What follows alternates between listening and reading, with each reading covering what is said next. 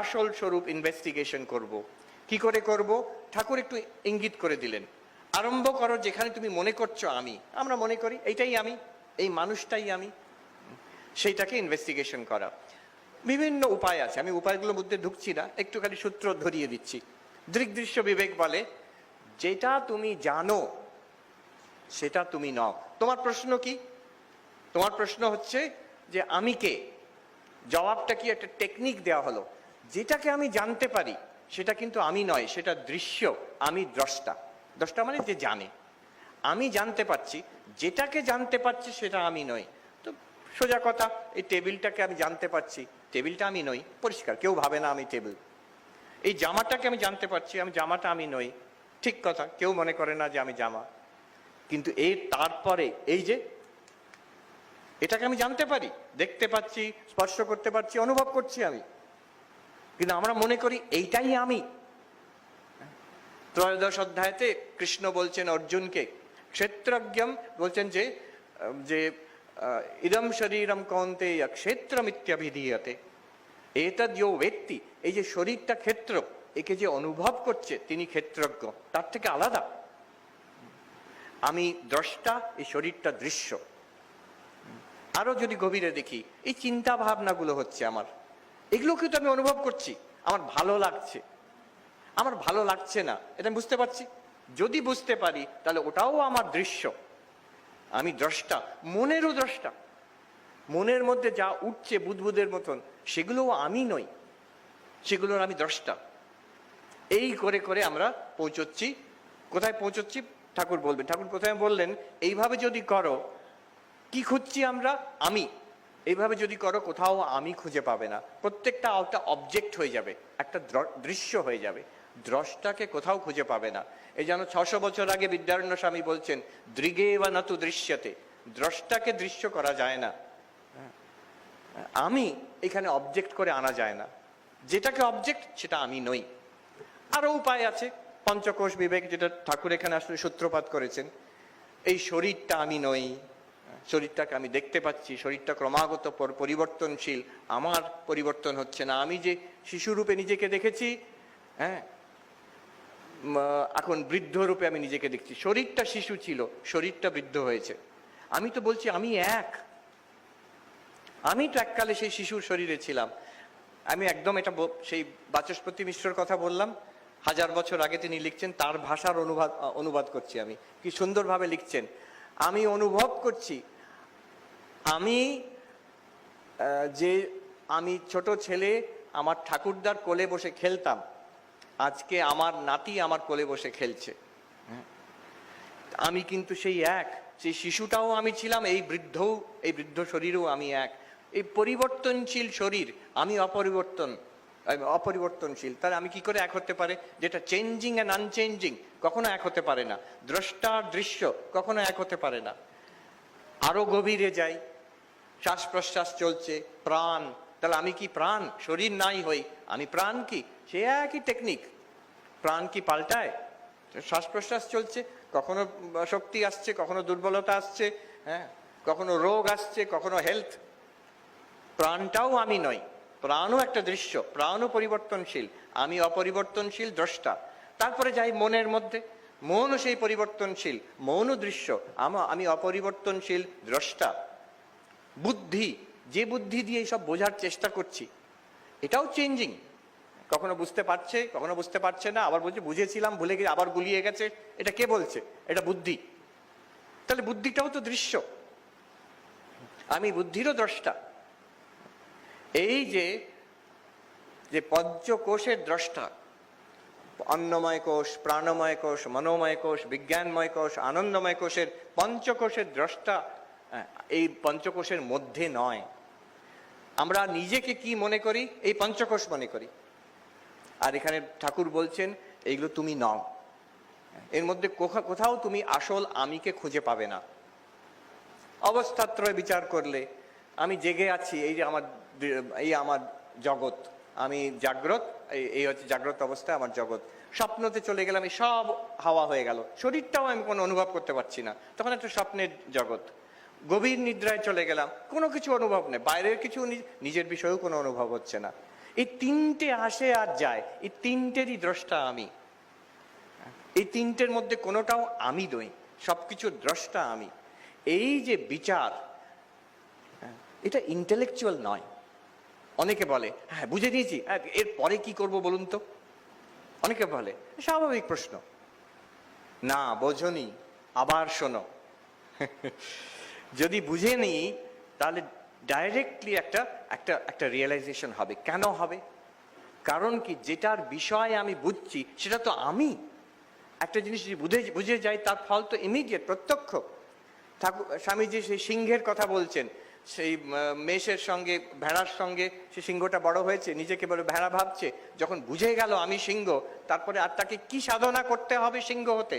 কিছুই দরকার নেই, চিনতে হবে নিজেকে আমি সিংহ। রাজপুত্র সে জঙ্গলে হারিয়ে গেছিল, নিজেকে সে একটা ওই জঙ্গলের নিবাসী আদিবাসী ভাবছিল। যখন তাকে আবার যে ক্যাপিটালে ফিরিয়ে এনে বলা হলো যে তুমি রাজপুত্র, তুমি এখানকার রাজা, তাকে আর কি সাধনা করতে হবে রাজা হতে? কোনো সাধনা করতে হবে না, নিজেকে চিনে নেওয়াটাই। ঠিক তেমনি ঠাকুর বলছেন, দেখবে তুই যা বিচার করে দেখবে, আমি কে খুঁজতে গেলে খুঁজে পাবে না, খুঁজে পাবে না। এই পঞ্চকোষের মধ্যে, অবস্থাত্রয়ের মধ্যে, দৃশ্যর মধ্যে আমি বলে কোনো বস্তু নেই। এইখানে যদি আমরা আটকে যাই, থেমে যাই, this is Buddhism, this is Buddhism. এর পরে ঠাকুর বলছেন, আমি পাওয়া গেল না, পেঁয়াজের খোসা ছাড়াতে ছাড়াতে খুব সাবধানে উনি ভাষা প্রয়োগ করেছেন। আমি কে ভালো রূপ বিচার করলে দেখতে পাওয়া যায়, আমি বলে কোনো জিনিস নেই। there is no object called I। কিন্তু তা বলে আমি নেই তা নয় কিন্তু। এবার বলছেন তিনি, আমি বলে কিছুই পাইনি। তারপরে বলছেন, শেষে যা থাকে তাই আত্মা, ড্যাশ দিয়ে বলা হচ্ছে চৈতন্য, কনসিয়াসনেস। চৈতন্য, চৈতন্য বলবো কেন? যেহেতু অনুভব হচ্ছে।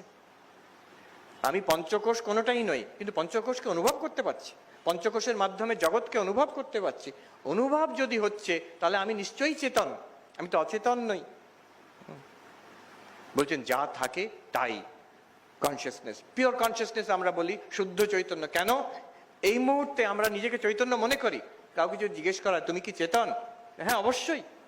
কিন্তু আমরা কি মনে করি?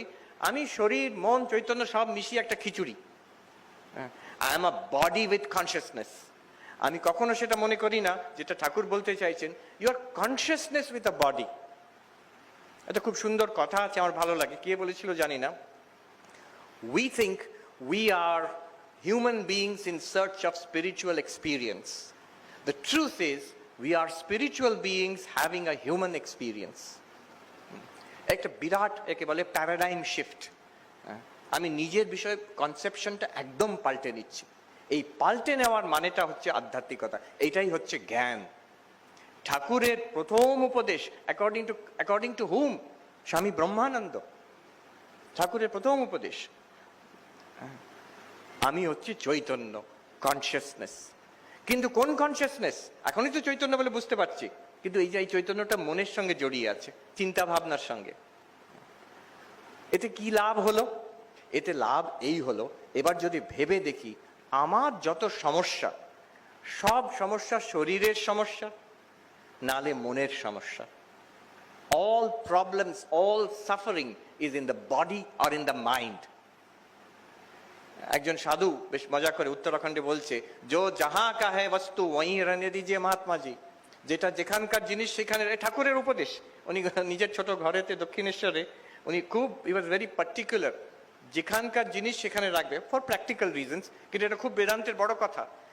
যেই আমি নিজেকে চৈতন্য বলে বুঝতে পারলাম, অন্তত একটা ধারণা হলো, এবার নেক্সট হচ্ছে যেখানকার জিনিস সেইখানে রাখো। খুব কষ্ট, চৈতন্য ওইসব বুঝলাম তো রে বাবা, কিন্তু খুব কষ্ট হচ্ছে যে, সেই কষ্টটাকে তুমি অনুভব করছো? অবশ্যই, তাই জন্য তো আমি কমপ্লেন করছি। যদি অনুভব করছো, কষ্টটা কিন্তু দৃশ্য, তুমি কষ্টের দ্রষ্টা। কষ্টটা আছে শরীরের মধ্যে, প্রাণের মধ্যে, মনের মধ্যে, তোমার মধ্যে নয়। এটা কি বললেই হলো? না, অনুভব করতে হবে। কি করে করব? এখনই করতে পারে, এই বিচারের মাধ্যমে করা যেতে পারে। কষ্টটা শরীরের কষ্ট, শরীরের কষ্ট শরীরেই থাকুক, নিজের ওপরে চাপিয়ে দেবেন না।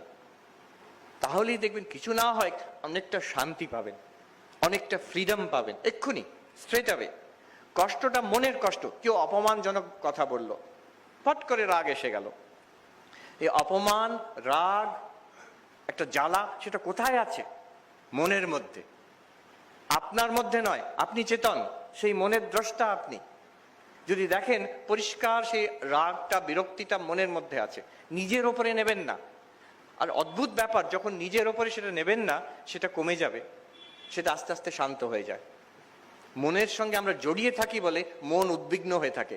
মন থেকে যদি এক পাশ পিছিয়ে যান আপনি, দেখবেন মন শান্ত হয়ে যায় আপনা আপনি। এই হচ্ছে ফ্রিডম। মৃত্যু কার আছে? শরীরের। চৈতন্যের মৃত্যু নেই।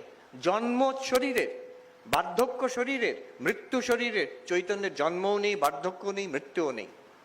এর মধ্যে অনেক বিচার আছে, আমি ওর মধ্যে ঢুকছি না। মান অপমান, বিরক্তি, দুঃখ, কষ্ট কার আছে? মনের আছে, চৈতন্যের নয়।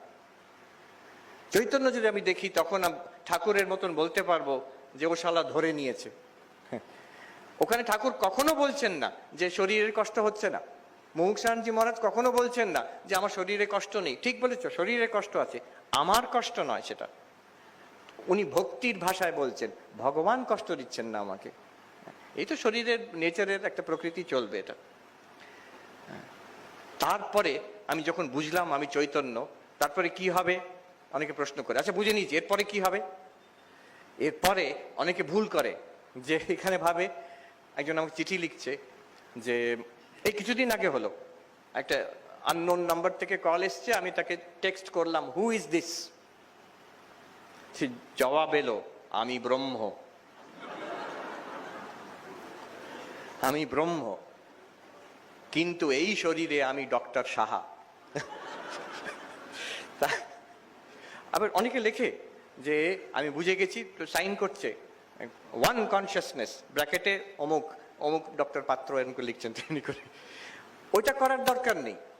আবার এই শরীরের অনুভব হবে, আবার যে আমি এই জীব সর্বপ্রিয়ানন্দের অনুভব হবে, এখানে একটা অহং বুদ্ধি আছে, এটাও অনুভব হবে। ঠাকুর তারপরে ঠিক নেক্সট পয়েন্টটা দেখুন কি বলছেন, কি অদ্ভুত লজিক, একটার পর একটা এখানে উঠে আসছে। বলছেন এই আমি যাবার নয়, জ্ঞান হয়ে গেল, তারপরে আবার এই শরীরটা থাকবে, এই শরীরের মধ্যে আমি বোধ থাকবে, এবং এই শরীরে যা সমস্যা সব একই থাকবে, বায়োডেটা একই থাকবে। সেখানে বলার উপায় নেই আমি ব্রহ্ম। তখন কি হবে? ঠাকুর বলছেন 2 নম্বর পয়েন্ট, 2 রকম আমি আছে, একটা পাকা আমি আর একটা কাঁচা। আমার বাড়ি, আমার ঘর, আমার ছেলে, এগুলো কাঁচা আমি। আর পাকা আমি হচ্ছে আমি তার দাস, আমি তার সন্তান, আর আমি সেই নিত্য মুক্ত জ্ঞান স্বরূপ। এই যে আবার আমি বুঝে নিয়েছি, অদ্বৈত তত্ত্ব আপনি বললেন, আমি বুঝে নিলাম। এবার এখনো তো সেই একই অনুভব চলছে, এই শরীরটা আছে, এই আমি বোধ আছে। আমি একটা এই আলোর মতন চৈতন্য হয়ে বাষ্পের মতন উড়ে গেলাম, তা তো নয়। এই ঠিক যেমন জীবন চলছিল তেমনই চলবে। উত্তরাখণ্ডে সাধুরা বলে, জ্ঞান কহি তোড় ফোড় নেই করতা হে মহাত্মা জি। জ্ঞান হলে কিছু ভেঙে দেবে, জগতে কিছু চেঞ্জ করে দেবে, তা নয় কিন্তু। সিনেমাটাকে সিনেমা বলে জেনে নিলে সিনেমার প্লটটা পাল্টে যাবে না, ট্র্যাজেডিটা ট্র্যাজেডি থেকে যাবে, কমেডিটা কমেডি থেকে যাবে, কিন্তু আমার দৃষ্টিটা একদম পাল্টে যাবে সেসব বিষয়। এই যে জ্ঞান কই তোড় ফোড় নেই করতা হ্যায়, এই জগৎ এই যেমনটা আছে তেমন চলবে। ঠাকুরের হাত ভেঙে গেছিল, তার যখন সমাধি থেকে নামছেন হাতটা কি সেরে যাচ্ছে? না, যেমনটা তেমন। এই শরীর ঠিক তেমনই চলবে। এবার আমি কি করতে হবে? আমি, এই যে আমি বোধটা এলো, এবার কি হবে? যখন বুঝে নিয়েছি যে আমি চৈতন্য, এবার যে আমি বোধটা আছে, এর একটা মজার খেলা হবে, 2 রকম হয়ে যাবে। একটা হচ্ছে আগেকার আমি সর্বপ্রিয়ানন্দ, আমি এই শরীর, আমি অমুক, এগুলো সব চলবে। যেখানে আমাকে কাউকে বলতে হবে না আমি ব্রহ্ম, টেক্সট করে পাঠাতে হবে না, ইমেলে লিখতে হবে না যে আমি ব্রহ্ম, ব্র্যাকেটে অমুক, সেটা করতে হবে না। যেমন আছে তেমন চলবে। যেমন আছে তেমন চলবে। কিন্তু এক্সট্রা তাহলে লাভটা কি হলো? এই আমির একটা দ্বিতীয় মানে পেয়ে যাব আমি, আসল মানে। সেখানে ঠাকুর বলছেন আমি সেই নিত্য মুক্ত জ্ঞান স্বরূপ। মহারাজের নাম আসলে নিত্য মুক্তানন্দজি। আমি সেই নিত্য মুক্ত জ্ঞান স্বরূপ। কথার কথা নয়, এখন আপনি জেনে নিয়েছেন এটা। প্রমাণ কি? যে কোনো মুহূর্তে প্রমাণিত হতে পারে। নিজে প্রমাণ চাই, এক্ষুনি বসে দেখলাম এই দৃশ্য, এইটাও দৃশ্য, মনটাও দৃশ্য, এটা সব কিছু দৃশ্য কার কাছে? সেই চৈতন্য দ্রষ্টার কাছে, সেই জ্ঞান স্বরূপ আমি। No doubt about it. It's very easy to understand. বোঝাটা সোজা, অ্যাপ্লাই করাটা একটু শক্ত। অ্যাপ্লাই কি করে করতে হবে? ঠাকুর বলছেন আমার আসল নেচার হচ্ছে আমি চৈতন্য, চিদানন্দ রূপ শিবোহম। এটা আমি বুঝে নিয়েছি। এবার আমি এটা দুরকম ভাবে খেলা করবে। একটা হচ্ছে অ্যাজ ইট ইজ, যেমন ছিল এই শরীর আমি, যেখানে ঠাকুর বলছেন এখানে বড় কষ্ট হচ্ছে, খেতে পারি না, সেটা আগেকার আমিটা। আর আসল আমিটা হচ্ছে আমি তো আনন্দে আছি, যে ও শালা ধরে নিয়েছে আমি আনন্দে আছি। এই দুরকম হয়ে যাবে। পঞ্চদশীতে আছে আমি আই, এটা তিনটে মানে হয়। অজ্ঞানীর কাছে একটাই মানে। কি মানে? এইটাই, এই শরীর মন, এটাই আমি, আর কিছু কোনো মানে নেই। যতই আমরা পড়ি, যতই বলি। জ্ঞানীর কাছে দুরকম মানে। Second meaning and third meaning হচ্ছে জ্ঞানীর কাছে কি? প্রথম মানেটা হচ্ছে যে আমি নিত্য শুদ্ধ বুদ্ধ মুক্ত চৈতন্য, চিদানন্দ রূপ শিবোহম। এটা জ্ঞানী জানে, পরিষ্কার তার কাছে, কোনো তার সেখানে কনফিউশন আসবে না। সেখানে কোনোদিন এটা মনে হবে না যে আমি বুঝেছিলাম বক্তৃতাতে আবার গুলিয়ে গেল। কোনোদিন এরকম হয় না যে আমি বুঝেছিলাম আমি সর্বপ্রিয়ানন্দ, কিন্তু মাঝে মাঝে গুলিয়ে যায়। কখনো হয় না। আমার নাম যেটা, আমার আইডেন্টিটি কখনো গোলায় না। তার জন্য কোনো সাধনা করতে হয় না।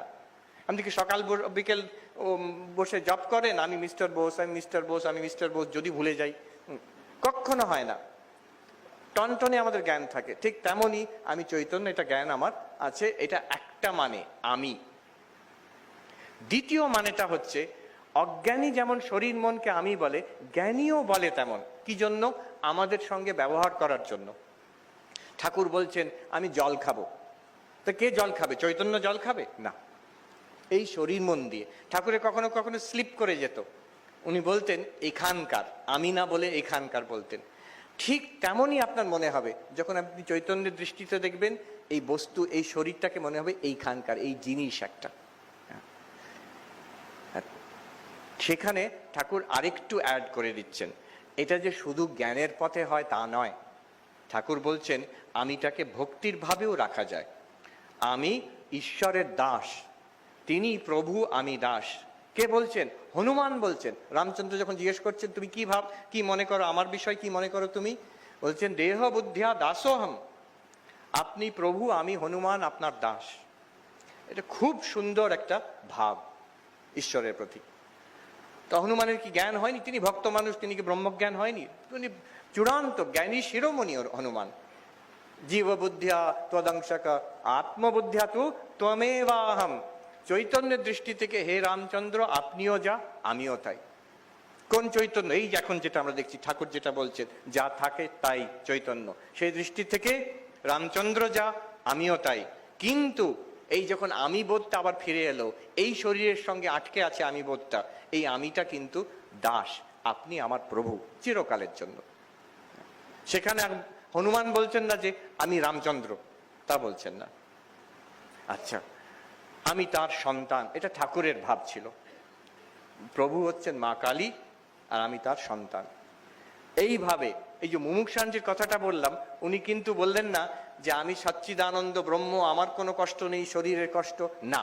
উনি ভক্তির দিক থেকে একই কথা বললেন। ভগবান কখনো ভক্তকে কষ্ট দেয় না। ভগবান যেভাবে ভগবান আমাকে কষ্ট দিচ্ছে, সে ভগবত দ্বেষী, ভগবত প্রেমী নয়। সেটা কি করে কষ্ট দিচ্ছে? মানে আমি এই শরীর মন এটাকে জড়িয়ে বসে আছি, এবার ভগবান আমায় কষ্ট দিচ্ছেন। কিন্তু ভগবান তো বুঝিয়ে দিয়েছেন যে তুমি শরীর মন নও। পঞ্চদশীতে এক জায়গায় আছে ঈশ্বর সৃষ্টি আর জীব সৃষ্টি। ঈশ্বর সৃষ্টি কি? এই জগৎটা। জীব সৃষ্টি কি? একদম ঠাকুর যা বলছেন, কাঁচা আমি। বলছেন যে আমার বাড়ি, আমার ঘর, আমার ছেলে, আমার শরীর, আমার মান সম্মান, আমার টাকা পয়সা।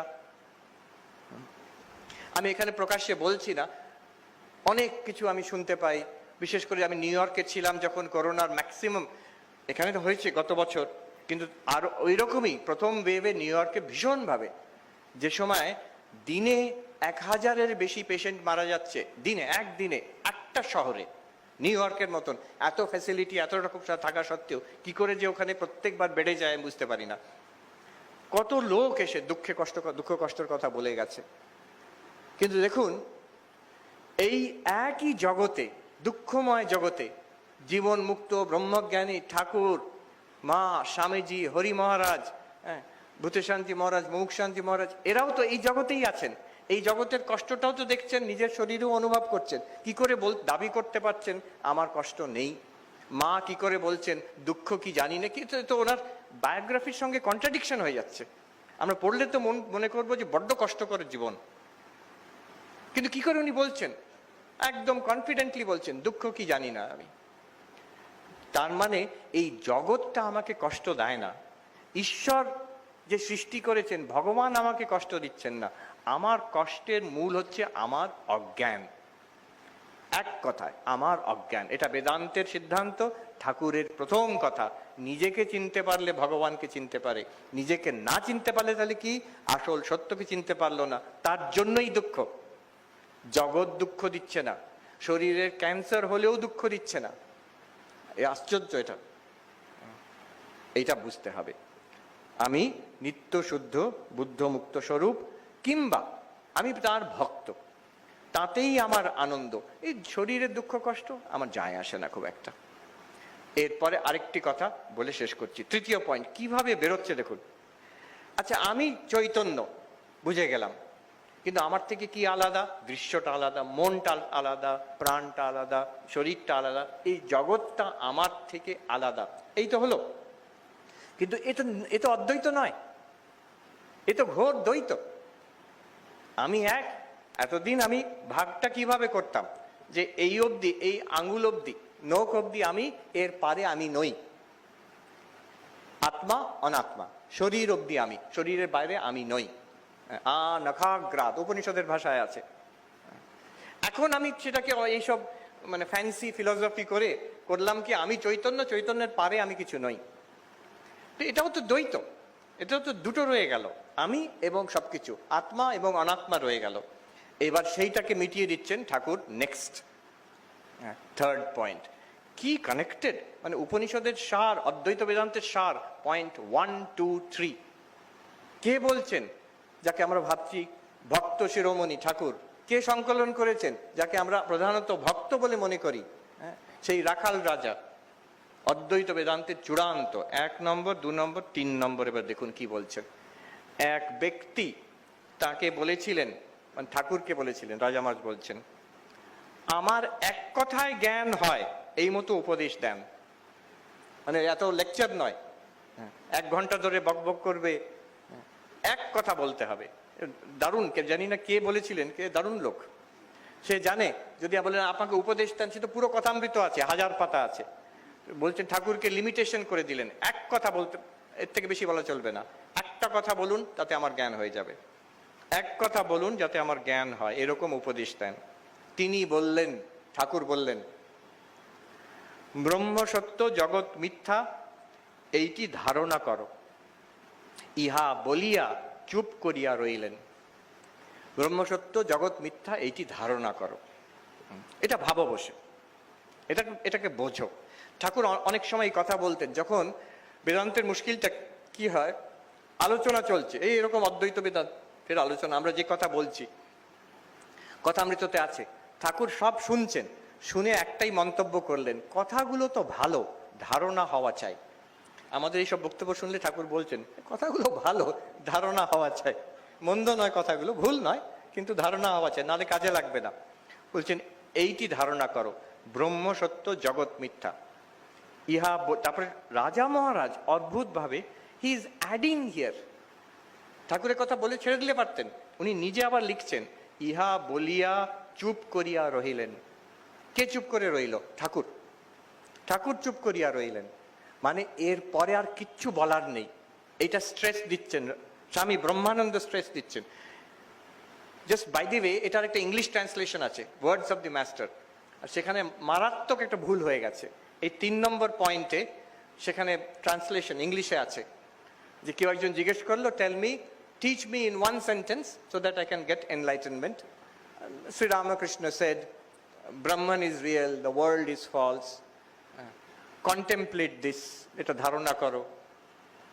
তারপরে মারাত্মক ভুল হয়ে গেছে, ইংলিশে লেখা আছে contemplate this and keep quiet, এইটি ধারণা করে চুপ করে থাকো। ঠাকুর চুপ করে থাকতে বলছেন না, রাজা মহারাজ বলছেন যে ঠাকুর চুপ করে আছেন। হ্যাঁ, তো এ কি মানে হলো? এবার দেখুন কোথা থেকে আরম্ভ হচ্ছে। আপনি অনুভব করছেন আমি চৈতন্য। কেউ যদি বলে না সে অনুভব তো আমার নেই মহারাজ, এক্ষুনি আছে, এই মুহূর্তে আছে। চৈতন্য যদি না হয় সে কথাও বলতে পারতেন না যে আমার সে অনুভব নেই। আপনি সেই চৈতন্য। তারপরে এই শরীরটা আবার দেখা দিচ্ছে আমি বলে যে বোধটা আসছে, আর আমি বোধটাকে আমি জুড়ে রাখছি, আমি চিদানন্দ রূপ শিবোহম, কিংবা ভগবানের আমি তার দাস, তিনি আমার প্রভু, এই ভাব আমি ধরে রাখছি এবং শরীরের মধ্যে দিয়ে কাজ করছি। নেক্সট পয়েন্ট, এই ফাইনাল কথা, যা আমি দেখছি এটা কিন্তু আমার থেকে আলাদা নয়। এখানে কেউ আটকে উঠবে, এই এতক্ষণ বোঝালেন যেগুলো সবকিছু আলাদা আমার থেকে, কথাটা সত্য নয়। এটা বোঝাবার জন্য বলা হলো আমি চেতন, এটা অনুভব করানোর জন্য। অপরোক্ষ অনুভূতিতে আমি শরীর নই, মন নই, খুব খুঁটিনাটিভাবে বিশ্লেষণ করে শঙ্করাচার্য বুঝিয়ে তারপরে বোঝা হয়ে গেল তো আমি চৈতন্য। এবার বলছেন এই যা সব বললাম কোনোটাই ঠিক নয়। বলছেন কেন বললাম? আমি যে শরীর নই, মন নই, to disentangle consciousness from that in my understanding, এই জন্য বোঝানো হলো। এবার দেখুন, এবার ম্যাজিক, আরো মারাত্মক কথা। যা অনুভব করছি, whatever you are experiencing, it is appearing to you the consciousness, it is appearing in you, and it is nothing but you. আমি চেতন, আমার কাছে এইসব প্রতিভাত হচ্ছে, এটা তো সবাই বুঝতে পারছে। আপনি জগৎকে অনুভব করছেন, এইটুকু। দ্বিতীয়টা, আপনি চেতন, আপনার মধ্যে এটাকে অনুভব করছেন। আমি চৈতন্য, চৈতন্যের মধ্যে এটা অনুভব হচ্ছে, চৈতন্যের ভেতরে। এখানে আমাদের আপত্তি হতে পারে, ভেতরে নয় মশাই, এ তো বাইরে। বাইরে আছে, আমি এখান থেকে অনুভব করছি। এটা আমি অনেকবার বলেছি, উত্তরাখণ্ডের বেশ মজার ঘটনা। সাধুদের একজন সন্ন্যাসী মহারাজ বেদান্তের উপদেশ দিচ্ছেন, বলছেন তুমি সর্বব্যাপী চৈতন্য হো, তুমি সর্বব্যাপী চৈতন্য। পেছন থেকে একজন অবজেকশন, রুকিয়ে মহাত্মাজি, একটু দাঁড়ান, मैं यहाँ हूँ वहां नहीं हूँ, सर्वव्यापी कैसे हूँ?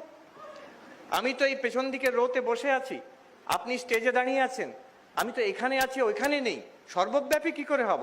এই উদ্বোধনের একটা হলের একটা কোণে আমি বসে আছি, আপনি বলছেন সর্বব্যাপী, এইখানে আমি আছি ওইখানে নেই। তার জবাবে কি বললেন? মারাত্মক কথা বললেন সেই যে সন্ন্যাসী মহারাজ। বলছেন হ্যাঁ, লেকিন ইহা আর ওয়াহা দোনো ক্যা আপ মে নেহি হ্যাঁ? আমি এখানে আর ওখানে, এই যে কথাটা বললাম, দুটোই কি আপনি চৈতন্যের মধ্যে অনুভব করছেন না? যখন এর মানেটা কি, যেমন আমরা স্বপ্নতে দেখি, স্বপ্নতে একটা জায়গায় যাচ্ছি, হয়তো বাগবাজার দিয়ে হেঁটে যাচ্ছি, ওই দূরে গঙ্গা, এই পাশে মায়ের বাড়ি। আচ্ছা, ওই দূরে আর এই পাশে যখন জেগে উঠবো কি বুঝবো? পুরোটাই আমার মনের মধ্যে ছিল। ঠিক তেমনই একটু ভেবে দেখুন, এই যে অনেক দূর, এই পাশে, এটা শরীরের দিক দিয়ে বলছি আমরা।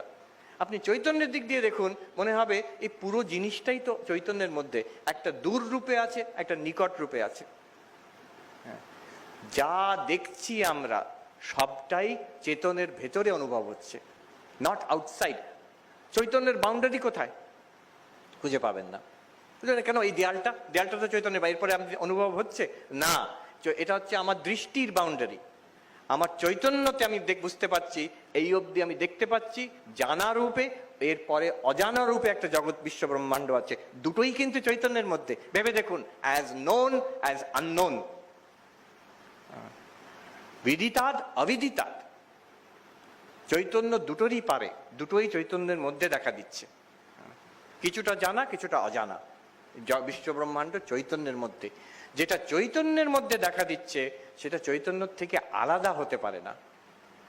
চৈতন্য সেটাকে পুরো ব্যপ্ত করে আছে, চৈতন্য ছাড়া কিছু নয়। যেমন এই বেদান্তের যেটা, একটা দড়িকে ভুল করে কেউ সাপ দেখলো, কিন্তু বোঝানো হলো এটা সাপ নয়, সাপটা মিথ্যা, দড়িটা সত্য।